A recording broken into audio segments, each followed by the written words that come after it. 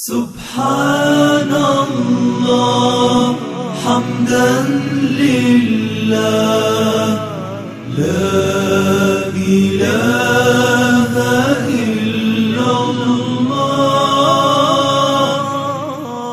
الله أكبر سبحان الله حمدا لله لا إله إلا الله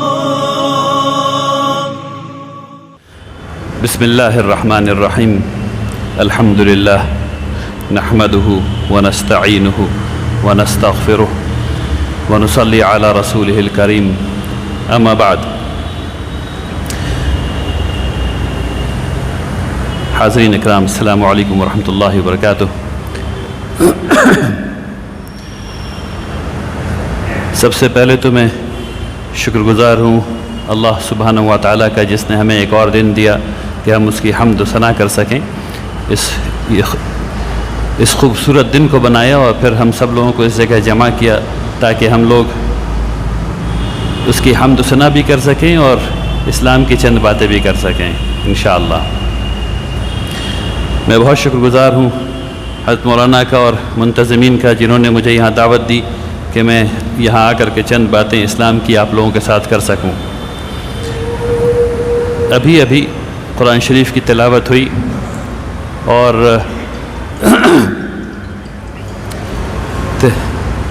بعد اعوذ باللہ من الشیطان الرجیم تلاوت میں ایک آیت گزری، وہ تھی لقد خلقنا الانسان فی احسن تقویم۔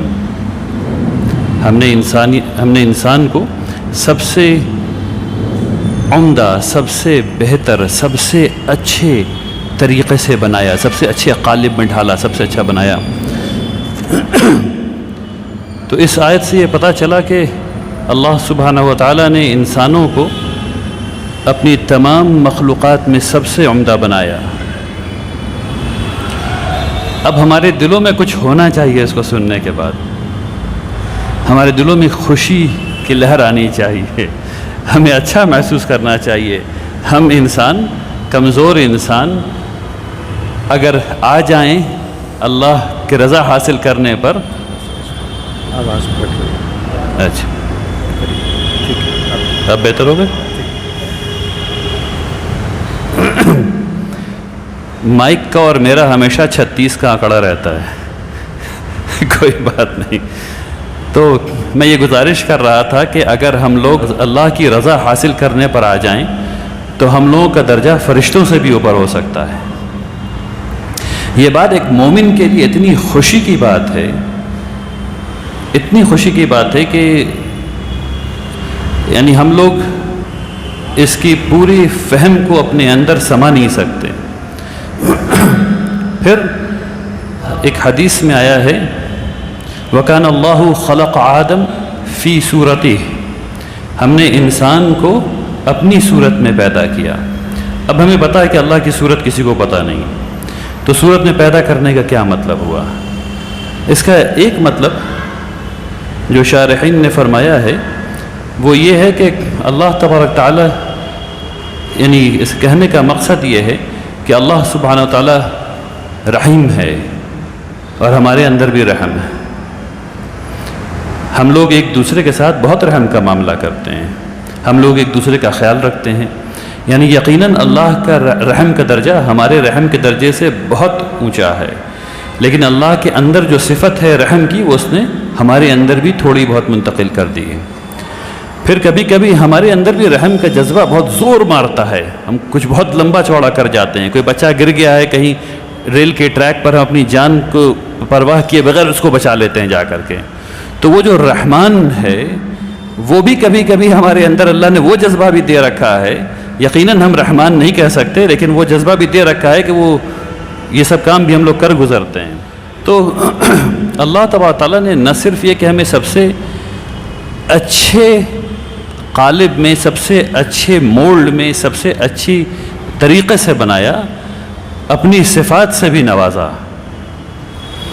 اور یہ تمام چیزیں اس لیے ہیں کہ وہ جو میثاق، وہ جو وعدہ اللہ سے ہم لوگوں نے کیا تھا، جب اللہ نے ہم سے پوچھا تھا کہ کیا میں تمہارا رب نہیں ہوں، اور ہم سب نے کہا تھا کہ جی ہاں آپ ہمارے رب ہیں بے شک، اس وعدے کو پورا کرنے کے لیے، یعنی اللہ نے ایسا نہیں کیا کہ ایک کمزور ترین چیز کو بنائی جس کے پاس کوئی لیاقت نہیں تھی، جس کے پاس کوئی فہم نہیں تھا، جس کے پاس کوئی عقل نہیں تھی، جس کے پاس کرنے کا طریقہ نہیں تھا، اور اسے کہہ دیا جاؤ یہ لو قرآن اور یہ لو میری فطرت اور اس پر عمل کر کے دکھا دو۔ ایسا بالکل نہیں کیا۔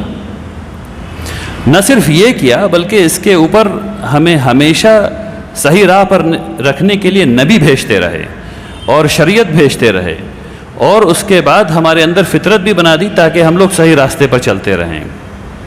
سبحان اللہ و بحمدہ، سبحان اللہ العظیم۔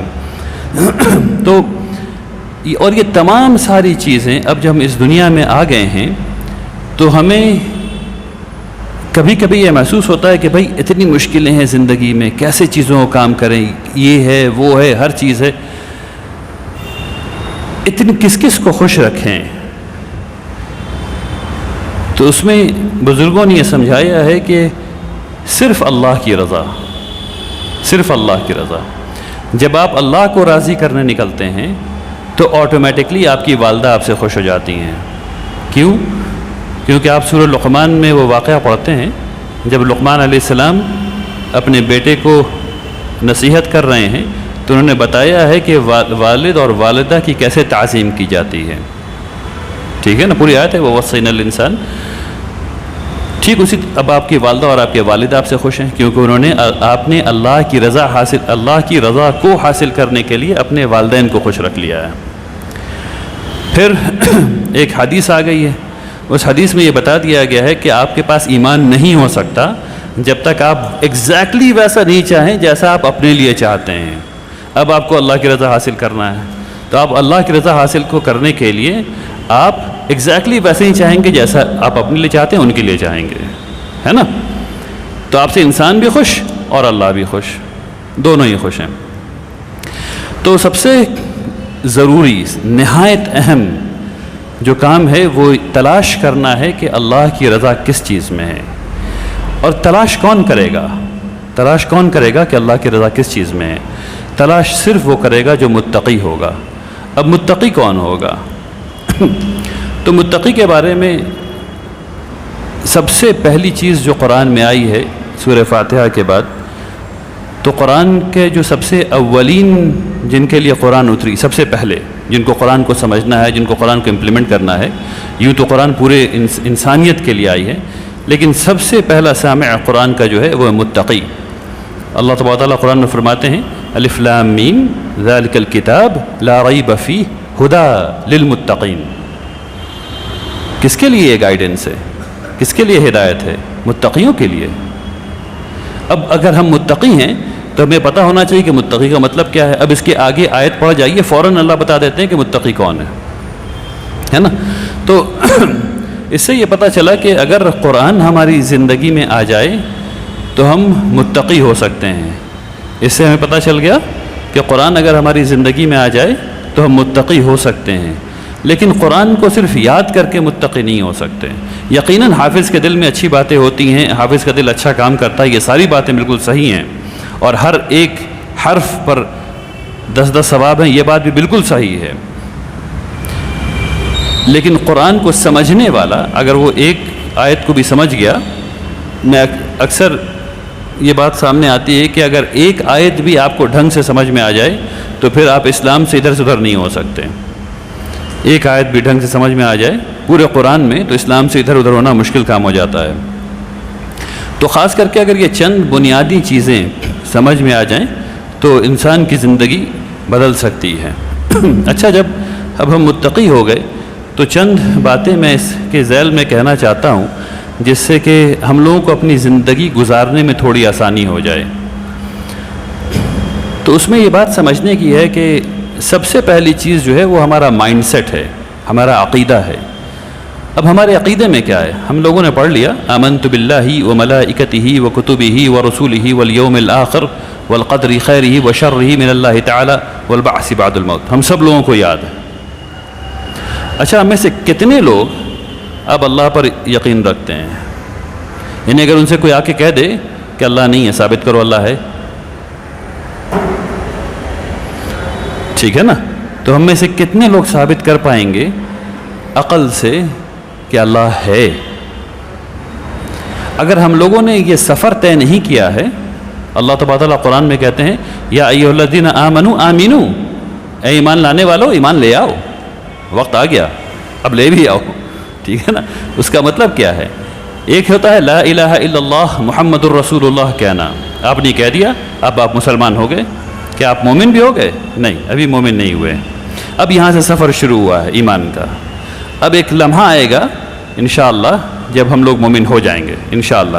کیسے ہوں گے؟ اگر ان سب باتوں پہ غور کرتے رہیں گے تب ہو جائیں گے. تو واپس آتے ہیں مائنڈ سیٹ کی طرف، عقیدہ، مائنڈ سیٹ. تو اگر مائنڈ سیٹ میں اگر ہم ان چیزوں کو جن کے بارے میں ہم نے اپنی زبان سے اقرار کر لیا ہے، آمنت باللہ و ملائکتہ، فرشتے، و کتبہ، کتاب، اگر ہم سے کوئی کہہ دے گا قرآن یہ کیا چیز ہے، یہ تو کسی آدمی نے جس کو لکھنا پڑھنا بھی نہیں آتا تھا اس نے لکھ دیا ہے، اس نے کہہ دیا اور تم نے لکھ دیا. کیسے لوگ ہو تم لوگ؟ ایک آدمی جس کو پڑھنا لکھنا نہیں آتا تھا اسی کتاب پہ عمل کر رہے ہو.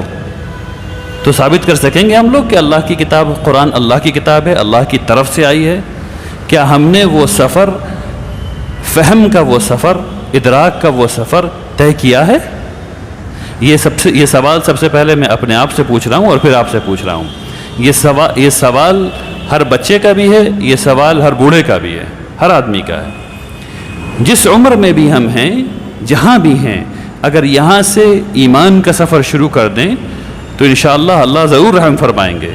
وہ بات جس کو ہم کھوج رہے ہیں وہ ضرور ملے گی.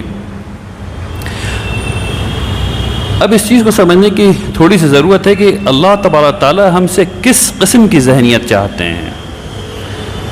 کیا اللہ تبارک تعالیٰ یہ چاہتے ہیں کہ ہم تھوڑا سا اللہ پر بھی یقین کر لیں، تھوڑا سا اس بات کو ہی مان لیں کہ عیسیٰ علیہ السلام جو ہیں اللہ کے بیٹے ہو بھی سکتے ہیں، شاید تھوڑی سی اس بات کو بھی مان لیں کہ درگا جو ہیں ان کے اندر بھی تھوڑی طاقت ہے، تھوڑی سی اس بات کو بھی مان لیں، کیا اللہ تبارک تعالیٰ کے ہاں عبادت کا یہ تصور ہے؟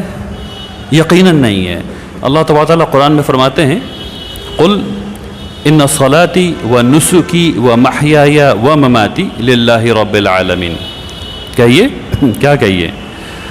میری نمازیں جو ہم لوگ ہر 5 وقت پڑھتے ہیں، میری نمازیں، میری اور عبادتیں، میری قربانیاں، وہ ہر کام جو ہم کر رہے ہیں، میری زندگی، پوری زندگی اور میری موت، یہ سب صرف اور صرف اللہ کے لیے ہیں. تو اللہ نے آپ سے موت مانگ لی، اللہ نے آپ سے زندگی مانگ لی، اللہ نے آپ سے عبادت مانگ لی اور ہر قسم کی عبادت مانگ لی، قربانی مانگ لی. یہ ہے تصور تقوی کا، یہ ہے تصور اللہ پر ایمان کا. جب اللہ پہ ایسا ایمان لائیں گے تب جنگ بدر میں کامیاب ہوں گے.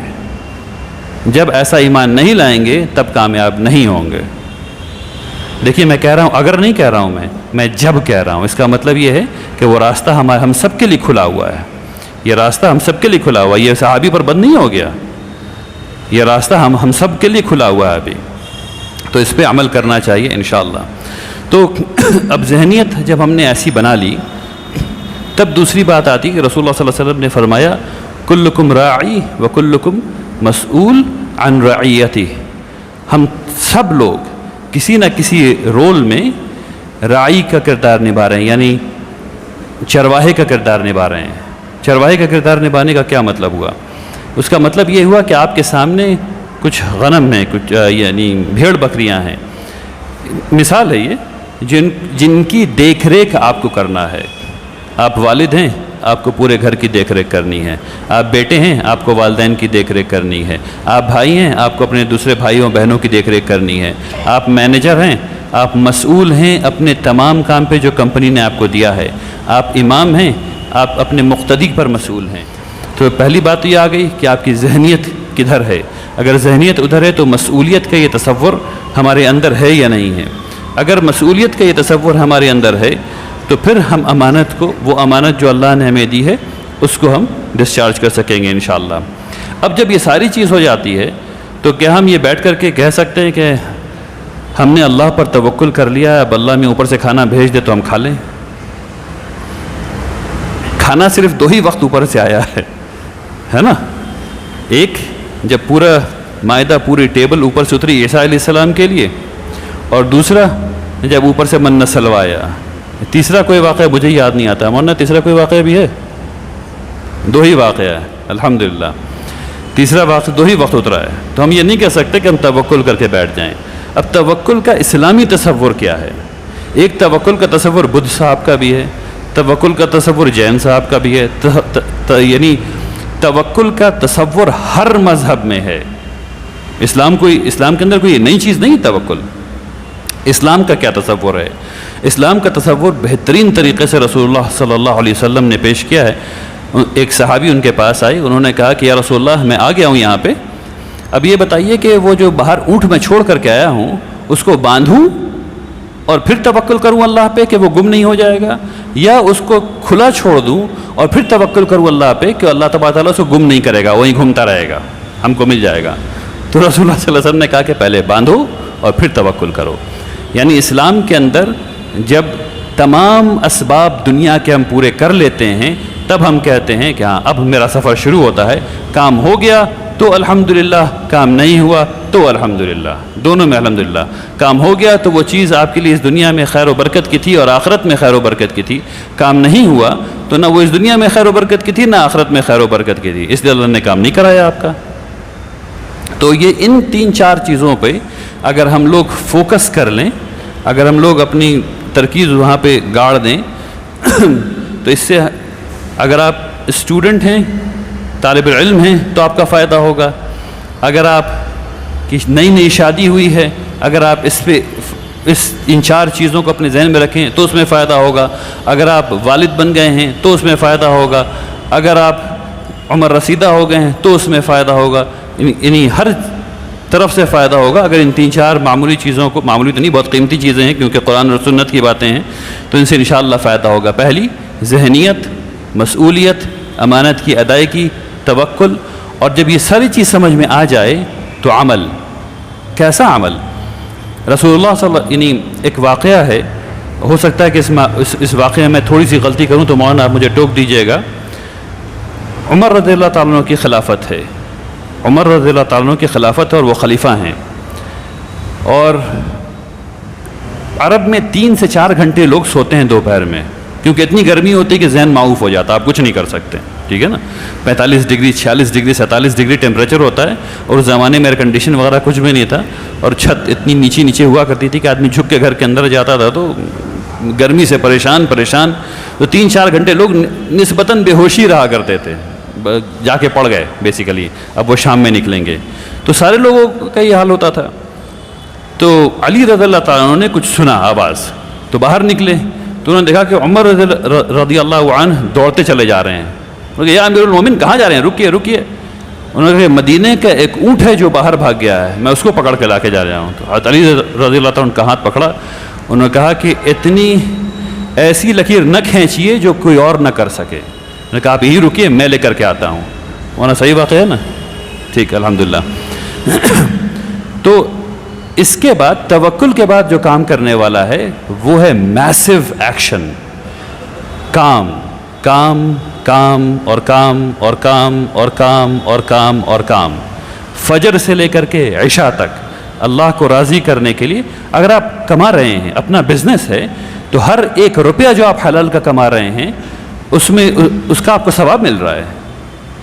اگر آپ اللہ کو راضی کرنے کے لیے ایک بزنس قائم کریں اور ہر 1 روپیہ جو آپ کما رہے ہیں، جس سے آپ کھائیں گے کباب اور جس سے آپ کھلائیں گے بریانی، وہ ہر 1 روپیہ ثواب کا ہے، کیونکہ آپ حلال کما رہے ہیں اللہ کو خوش کرنے کے لیے، ٹھیک ہے نا؟ تو پھر اللہ نے تو پھر اس کے بعد یہ دیکھنا ہے کہ جو ہم کام کر رہے ہیں اس کا نسبت کیا ہے زندگی میں، کیا ہم آرام طلبی میں پڑے ہوئے ہیں یا کام کر رہے ہیں؟ اور پھر یہ دیکھنا چاہیے کہ صحابہ اکرام نے کیسے کام کیا، فجر سے لے کر کے ظہر تک، اور گرمی کی وجہ سے جو سوئے وہ سوئے، لیکن اس کے بعد شام سے لے کر کے آدھی رات تک، یعنی پوری زندگی ایسا لگتا ہے کہ کام ہی کام کر رہے ہیں، آرام کا موقع ہی نہیں ہے نا؟ تو صحابہ اکرام کی کامیابی میں یہ تھاٹ پروسیس ہے، یہ ذہنی فکر ہے، قلبی فکر ہے، ذہن سے زیادہ قلبی فکر ہے، جس کی اتباع کی اور اللہ نے ان کو کامیابی دی۔ یہ دنیا بقدر محنت ہے، جتنی محنت کریں گے اللہ اتنی کامیابی دے گا، جتنی محنت کریں گے اللہ اتنی کامیابی دے گا۔ اور اگر کمپس صحیح ہے، اگر ڈائریکشن صحیح ہے تو کامیابی میں برکت اللہ دے گا۔ اگر ڈائریکشن صحیح نہیں ہے، غیر مسلم حضرات بھی اتنی محنت کر رہے ہیں اور جب وہ محنت کر رہے ہیں تو وہ کامیاب ہو رہے ہیں، لیکن اگر ہمارا قبلہ صحیح ہے، اگر ہمارا ڈائریکشن صحیح ہے تو اس میں برکت ہوگی۔ آپ اتنا کریں گے اللہ اتنا دے گا۔ میں آپ کو ایک چھوٹی سی مثال دے کے اپنی بات ختم کروں گا۔ ہم لوگوں نے ایک ادارہ قائم کیا، ہم لوگوں نے سے میری مراد والد صاحب رحمۃ اللہ علیہ ہے، انہوں نے رحمانی 30 کے نام سے ایک ادارہ قائم کیا ہے نا۔ رحمانی 30 کا کل جو رزلٹ آیا ہے وہ میں آپ لوگوں کو بتا دوں۔ پٹنہ برانچ میں JEE، جس میں تقریباً اس سال اگر میں غلط نہیں تو 22 لاکھ بچوں نے اس امتحان دیا، ہندوستان بھر میں 22 لاکھ بچوں نے امتحان دیا، ٹھیک ہے نا۔ 22 لاکھ بچوں میں تقریباً 50-60 ہزار سیٹس ہیں اور IIT کی سیٹ اس میں 16 ہزار ہے۔ 22 لاکھ بچوں میں 16 ہزار کو IIT ملے گی، ٹھیک ہے نا۔ یہ پہلا امتحان کے پہلی سیڑھی ہے۔ دو امتحان ہوتا ہے، ایک مینس ہوتا ہے اور ایک ایڈوانسڈ ہوتا ہے۔ اس میں کامیابی بے پناہ مشکل ہے، بے پناہ مشکل ہے، ٹھیک ہے نا۔ کوئی بھی ادارہ ایسا نہیں ہے جب سے امتحان شروع ہوا ہے جو یہ کلیم کر سکے کہ اس کے 100% بچے کامیاب ہو گئے ہوں۔ یعنی 1% کامیاب ہوتے ہیں، 2% کامیاب ہوتے ہیں، 3% کامیاب ہوتے ہیں، 5% بچے اگر کامیاب ہو گئے تو بڑی کامیابی ہے۔ رحمانی 30 الحمدللہ جو کل رزلٹ آیا اس میں 100% بچے کامیاب ہیں، 100%۔ یہ کیسے ہو گیا؟ یہ ایسے ہو گیا کہ آپ کی طرح کے ایک بھائی نے یہ فیصلہ کیا کہ وہ وہاں پڑھائیں گے، ٹھیک ہے نا، اور وہ وہاں آگے پڑھانے کے لیے، اور بچوں نے فیصلہ کیا کہ وہ پڑھیں گے، اور فجر کی نماز پڑھ کر کے پڑھنا شروع کیا تو ظہر کی نماز تک پڑھا، پھر ظہر کی نماز پڑھ کر کھانا کھایا اور پھر یہ فیصلہ کیا کہ اس وقت سے پڑھنا شروع کریں گے تو عصر تک پڑھیں گے۔ پھر ان کے ایک اور بھائی ہیں جو انہوں نے فیصلہ کیا ہم پڑھائیں گے، تو اب انہوں نے وہاں سے اپنی پاری لے لی اور پھر انہوں نے وہاں سے پڑھنا شروع کیا تو مغرب تک پڑھا، اور پھر اس کے بعد انہوں نے پڑھنا شروع کیا تو عشاء تک پڑھا، اور پھر تشنگی رہ گئی تو اس کے بعد بھی پڑھا، اور 2 سال تک، اور کوئی چھٹی نہیں، یہاں تک کہ عید الفطر میں بھی چھٹی نہیں اور عید الاضحیٰ میں بھی چھٹی نہیں، اس دن بھی پڑھا، ٹھیک ہے نا، اور جمعہ بھی چھٹی نہیں، ٹھیک ہے نا۔ جمعہ کی نماز پڑھی، تعلیم شروع، جمعہ کی نماز کے بعد سے تعلیم شروع، ٹھیک ہے نا، اور 2 سال کا اعتکاف کر لیا، گھر نہیں جائیں گے۔ جب اتنی محنت کیا تو 22 لاکھ بچوں میں سب کے سب سلیکٹ ہو گئے، الحمدللہ۔ تو ایسا نہیں کہ مسلمانوں کے ذہن جو ہیں وہ عقل سے فارغ ہیں، جو کبھی کامیاب ہوتے نہیں دکھتے، اور ایسا نہیں کہ رزلٹ پہلی دفعہ ہو رہا ہے، ہر سال لگاتار JEE کے رزلٹ میں کم از کم 85%، پچھلے سال 93% بچے کامیاب ہوئے تھے، اس سے پہلے سال 85-86% بچے کامیاب ہوئے تھے، تو 85 کے اوپر ہمیشہ ہر سال بچے رہتے ہیں مجموعی طور پہ۔ تو کہنے کا ایک اور چیز ہے CS، کمپنی سیکریٹریشپ، بہت ڈیفیکلٹ ٹیسٹ ہے، اس کا بھی 100% بچے اس دفعہ کامیاب ہوئے ہیں۔ تو جب ہم اتنی محنت کرتے ہیں تب اللہ تبارک تعالیٰ کامیابی دیتے ہیں، اور محنت بھی ایسے نہیں، محنت ایسے نہیں کہ بس جو کام کرنا کر لیا، پڑھے جا رہے ہیں، جو بھی چیز مل گئی پڑھے جا رہے ہیں، نہیں، یہ پتہ ہے کہ کیا کرنا ہے، اس کے بعد یہ پلان ہے، اس کے بعد یہ کام ہے۔ میں اپنی بات یہیں پر ختم کرنا چاہتا ہوں۔ اللہ سبحانہ تعالیٰ سے دعا کرتا ہوں کہ اللہ تبارک تعالیٰ ہم سب لوگوں کو اپنا تقوی عطا فرمائے، ہم سب لوگوں کو وہ ذہنیت عطا فرمائے جو اللہ تبارک تعالیٰ کی ہو، اللہ تبارک تعالیٰ کو راضی کرنے کے لیے ہو۔ اللہ تبارک تعالیٰ ہم لوگوں کے اندر مسئولیت کے جذبے کو جگائے انشاءاللہ، اور اللہ تبارک تعالیٰ ہم لوگوں کو بہت ڈھیر سارا میسو ایکشن لینے کی توفیق عطا فرمائے۔ جزاکم اللہ خیر، بارک اللہ فیکم، سبحانک اللہم و بحمدک، نشہد ان لا الہ الا انت، نستغفرک ونتوب الیک، سبحان ربک رب العزة عما یصفون، وسلام علی المرسلین، والحمد للہ رب العالمین۔